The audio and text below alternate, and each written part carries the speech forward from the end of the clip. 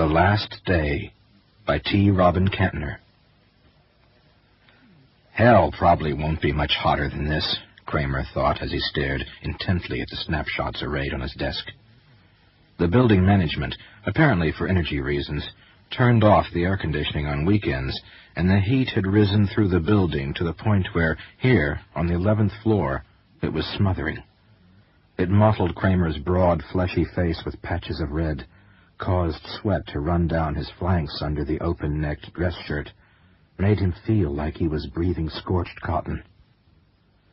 The suite was Saturday silent, save for Kramer's labored breathing and the murmur of someone's neglected radio playing easy listening music in one of the other offices. He tried to focus on the snapshots. Newborn faces, crawling faces, toddler faces. He shuffled and rearranged them like puzzle pieces. He squinted down through weary eyes at the backgrounds, trying to find clues.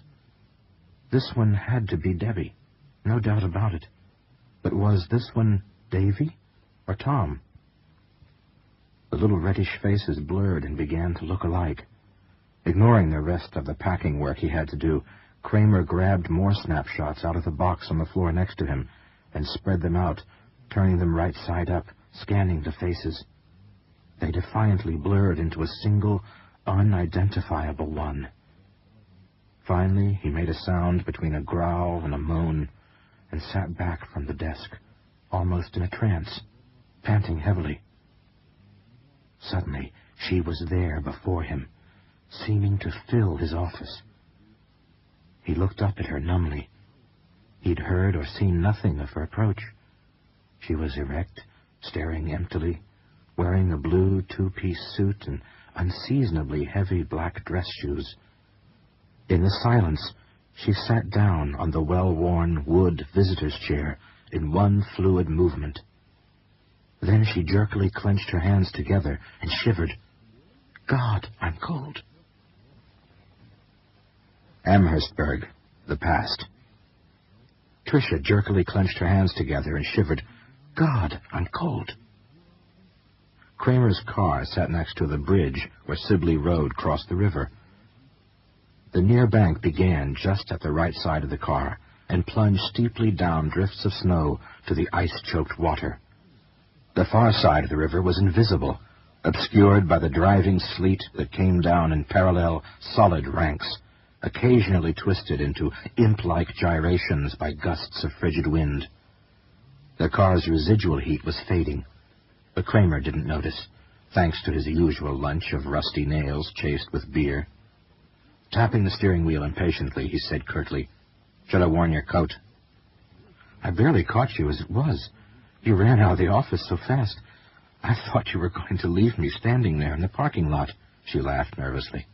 "Did Hopkins see you leave?" "Who cares? I'm through as of tomorrow. What's he going to do, fire me?" He thought, come on, let's get it over with. The light was fading fast. An occasional car whooshed past on the slushy road. In the distance to their right, where the reddish sun made its pathetic last stand, the ugly towers and stacks of the Axle factory loomed. Gradually, the windshield fogged, then iced over.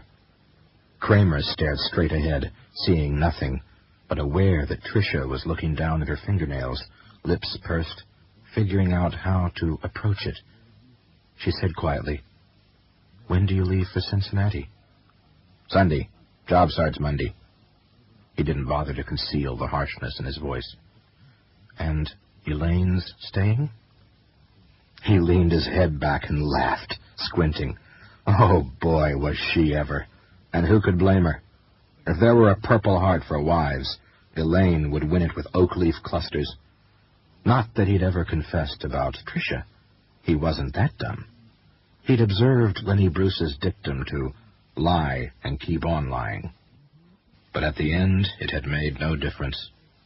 Not after the drunken binges and all-night parties, the foreclosures and repossessions and disconnects, the screaming and throwing and poisonous arguments, the terrified, bewildered faces of the small children looking frantically back and forth from parent to parent.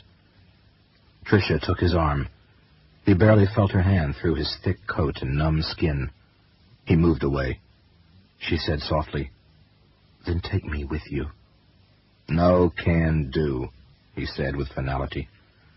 She pressed herself against him, using her body as a method of persuasion, as she'd done so many times before, desperately trying to make eye contact. "But it's all perfect now. No more lies for either of us. I love you. I want to make it better for you." He struck like a panther, spinning and shoving her away from him. "Forget it, see? I'm loose and I'm staying that way." The headlights of a passing car splashed whitely on her face, showing tear trails. "This isn't fair. I've played the game your way for months now, sneaking around secret meetings, waiting for hours just to protect you and your job and your marriage." In the darkness, there were no more tears in her voice, just anger. "Now you're free, and you owe me, and I'm collecting." There had been so many voices shouting at him lately. On the phone, at home, at the office. All the shouting voices had merged into one by now. It was him versus it. He had borne it and would bear it no longer. With a crash, he flung himself across the seat against her. One hand smashed her head against the window. The other pawed for the door handle. The door flew away in the white-streaked darkness as a blast of wintry wind roared hungrily in. Tricia gave one terrified shout as she spun off balance out of the car, and he got a glimpse of blue skirt and tan stockings and sturdy black shoes as she tumbled silently down the lumpy, ice-blanketed riverbank into the darkness beyond. Cincinnati, the past. "Here's your office," Hedgepath, the marketing director, said casually. "Get settled. I'm holding a product managers meeting at 10. Kramer dumped his 2 worn cartons of belongings on the bare, chipped wood desk and laid his briefcase on the cold gray steel table behind it. The single uncurtained window gave a glum view of Government Square and the snow-capped Procter & Gamble headquarters. He turned and pulled his creaking chair back and sat down. Outside his office, fellow employees whose names he'd already forgotten buzzed back and forth on Monday morning New Year business, some of them making mechanical, welcoming smiles as they caught his eye. The walls, pocked with nail holes and naked picture hangers, seemed so close that he could reach out and touch the opposite ones with both hands. Shaking himself out of his reverie, Kramer reached out and opened the first carton. Right on top, a large brown manila envelope stuffed with snapshots of his children. "Now what the hell is this doing here?" he thought as he tossed it on the table behind him. "God, I'm cold." It came from outside his office. Kramer went dead still, then rose uncertainly. The voice spoke again, saying something indistinguishable. He strolled out of his office and went around the corner. The voice issued from behind an orange acoustic divider. Kramer hurried around to the entrance and peered in. A woman there smiled and waved mechanically. The voice came from behind him now, echoing into the distance. He stood, staring after it in the unfamiliar suite, then trudged back into his office and resumed unpacking. Hedgepath introduced Kramer, and the faces of the 5 other product managers focused on his expectantly. The marketing director folded his hands on the conference room table and said, "He'll be responsible for the heat inverter. This is, as you know, an energy-saving device for manufacturing plants designed to recirculate hot air from the ceilings down to the ground level where it's needed. You'll recall that we have 2,000 completed units in inventory ready to ship. I expect Mr. Kramer to develop a plan that will sell them." He slid a thick blue 3-ring notebook across to Kramer. "Here's background on the product and the market. Good luck." He made the briefest mechanical smile, then went on to other business. As befitted the most junior product manager on the staff, Kramer had the seat farthest away from Hedgepath, next to the half-open conference room door. He smoked cigarette after cigarette as the marketing director droned on, and glanced periodically at his watch, counting the minutes till lunch. "God, I'm cold." Kramer jerked himself straight in his chair and involuntarily shot a glance at the open conference room door, then back at Hedgepath. The marketing director was in the middle of a closing soliloquy, and Kramer fidgeted, staring at the ceiling, trying to keep from looking at the door. Finally, the meeting was done, and everyone rose, the mood breaking with conversation and laughter. Kramer hoisted his notebook and shot through the door. The lobby area was deserted except for the receptionist and a female figure in a navy blue suit walking away from him toward the fire stairs. As she disappeared behind the clicking door, Kramer said to the receptionist, "Who was here just now?" Like most recently emerged adolescents in positions of quasi-authority, she was swelled with self-importance. "Nobody in particular. Why?" She looked familiar, that's all, Kramer said uncomfortably. "Just the new girl down on 10, the receptionist lectured. "Lots of new people around here today." "Thanks," Kramer said without thinking, and headed toward the fire stairs. But Hedgepath's voice halted him. "Better see me in about an hour once you've gone over those notes on the inverter," the marketing director called from the conference room door. The product managers clustered around Hedgepath, eyeing Kramer like he was a specimen. Kramer reversed course smoothly. "Right, okay, boss," he said, making his best, most confident smile. "You know, Kramer, you ought to clean up your act," Stedman said, eyeing him from across the booth through thickish glasses. Ogden's pub was jammed tight with lunch customers, its long windowless length noisy and stuffy and humid from the bodies and the warmish spring weather outside. Kramer tossed back the last of his rusty nail and said, "What do you mean? I'm doing great. You ought to see the dealer orders we're booking on the heat inverter." Stedman was senior product manager, a steady, quiet, sober sort, with the kind of confidence that made his work look effortless.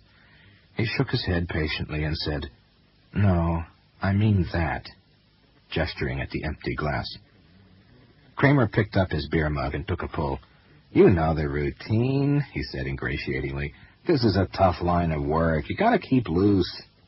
Stedman frowned, looked up, then leaned forward and said, "You look like hell, Kramer." His mild voice belied the harshness of his statement. "You eat garbage, if anything at all. You got extra weight. You're bleary. I've been watching you. You don't track so good sometimes." When Kramer didn't answer, Stedman said, "It's a pity, really, because I think there's a real sharp guy in there trying to get out." Kramer drank some more beer and wiped his mouth clumsily, ignoring Stedman's quiet eyes on him. "My problem, Pally," he whispered. "God, I'm cold." It was literally a voice in the crowd, a long way off, but definitely from behind. Kramer set his mug down much harder than he'd meant to, and turned and looked back over the back of his booth, toward the rear of the pub. Finally, he made his eyes focus in the dim light on the back of a woman's head, the distinctive tilt, the familiar sweep of dark hair. With her in the booth sat another woman who was completely unknown to him. Stedman said, "What's up?" Kramer turned uncomfortably back to him. "Familiar voice I thought I heard." Stedman hitched himself up and squinted. "Couple of girls from 10. You know them?" "No," Kramer said thickly, sure it was the truth. He rushed on, "But really, this inverter is moving pretty good. Not bad for 4 months on the job." "Good for you," Stedman said casually. "That product's broken a lot of hearts." He glanced at his watch. "Got a meeting. You coming?" Kramer stood and turned unsteadily toward the rear of the pub. "No, I gotta take a squirt. See you back there." He shuffled half unwillingly down the aisle, determined at last to set eyes on the face and listen to the voice and find out. But when he got there, the booth was empty. Many Cincinnatians referred to summer as monkey's armpit weather. The fire stairs were stiflingly hot as Kramer puffed up them from 10 and emerged into the reception area of his floor. He strode into the offices, trying to get control of his breathing, trying to keep from shouting. Missed her again, as usual. He'd heard it all, away from her desk, off sick, out to lunch, had to run some errands. All he ever got was a glimpse of her back here, the sound of her voice there, always from around corners, in crowds, in the next room. Once He was sure he even passed her car going the other direction on Fort Washington Way. He'd doubled back and given chase, but lost her on Mount Adams. He was almost to his office when Hedgepath passed him. "In my office," the marketing director said without explanation and without stopping. Kramer cruised up to Hedgepath's open office door, his heavy notebooks in hand, trying to get his mind on business and, with no success, to anticipate the subject of the meeting. Hedgepath pointed him to a chair, leaned forward with his chin on his fists, and said, "You seen the dealer return figures on the inverter?" "Yeah, I haven't analyzed them yet, but..." Hedgepath held up a hand. "Well, allow me to analyze them for you. It's a rout, my friend. Our sales figures are going to have to be revised downward about 90%. "Guess the field people couldn't make them stick," Kramer said nervously. "I guess," Hedgepath said evenly. "You didn't market them properly."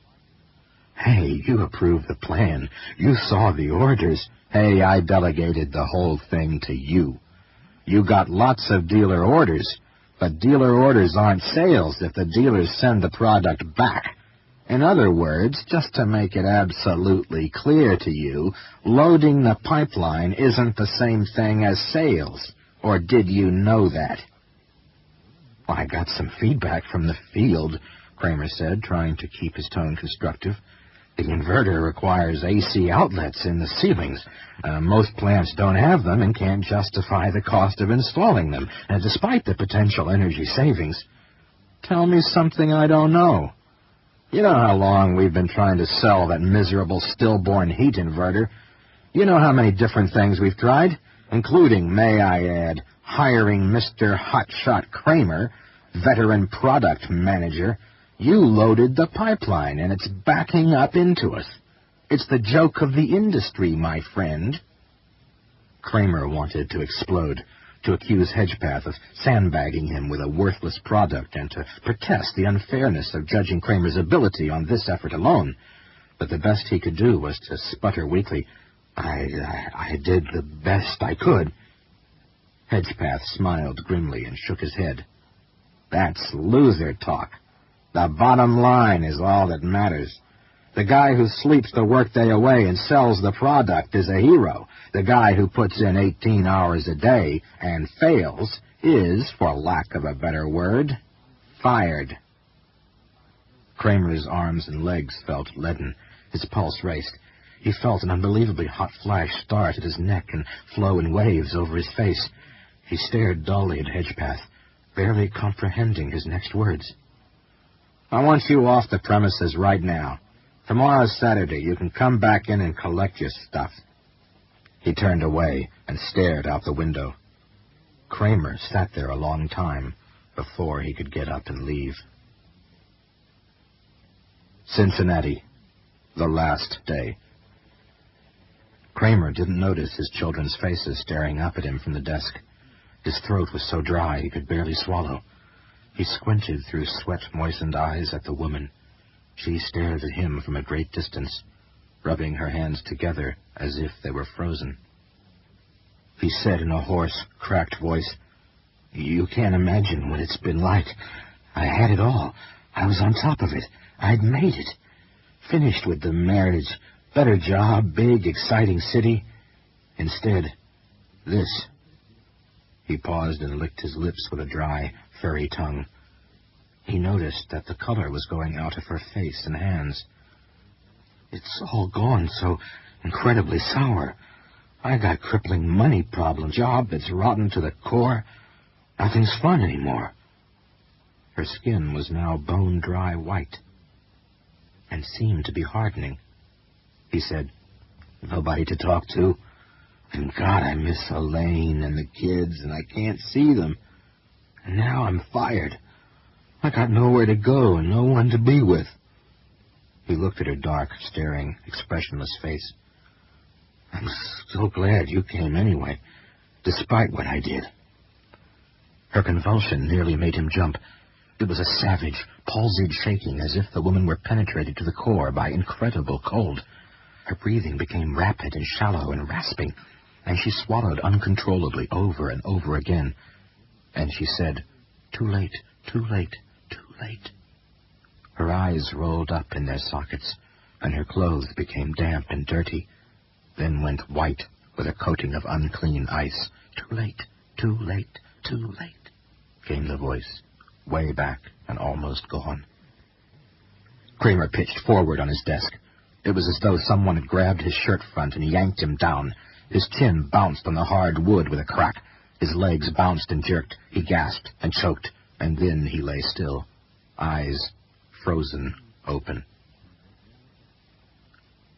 Cincinnati, the present. "Mr. Hedgepath?" asked the frizzy-haired older woman in her whining yet commanding voice. "Yes, Greta. There's no word on Patricia." "Who?" "Patricia, the new dark-haired girl on 10. Though Greta didn't mention it, she took some grim pleasure from the nickname the other girls had hung on Patricia, the Spook. "Her apartment is empty, and she left no forwarding address." "So she ankled. Big deal. Hire somebody else." Greta held up a yellow piece of paper. Sometimes you had to explain everything. "Where shall I send her final check?" "How about the circular file? She leaves without notice. She takes her chances." Greta put a chubby hand up and leaned on the doorframe. The natural-born gossip in her aroused. "Don't you think it's odd? You wouldn't think a person would just up and leave the day before payday, at least not without getting her check. Any other decisions I can make for you, Greta? I'm busy." "Well, who wasn't?" She brought her hand down. Yes, as a matter of fact. Mr. Kramer's office? I suggest we leave it empty for a while until the memory of, the event fades a little." "It's an office, not a historical site. Have it ready by the 10th. That's when the new heat inverter product manager starts." "Very well." Greta trudged away from the office, absently fanning herself with a check. Her feet were tired and sore. Never any satisfaction from anybody. First this one complains, then that one wants something. Now she'd have to figure out whether to fix or replace the carpet in Kramer's office. That big wet spot refused to evaporate. That big, wet, bitterly cold spot.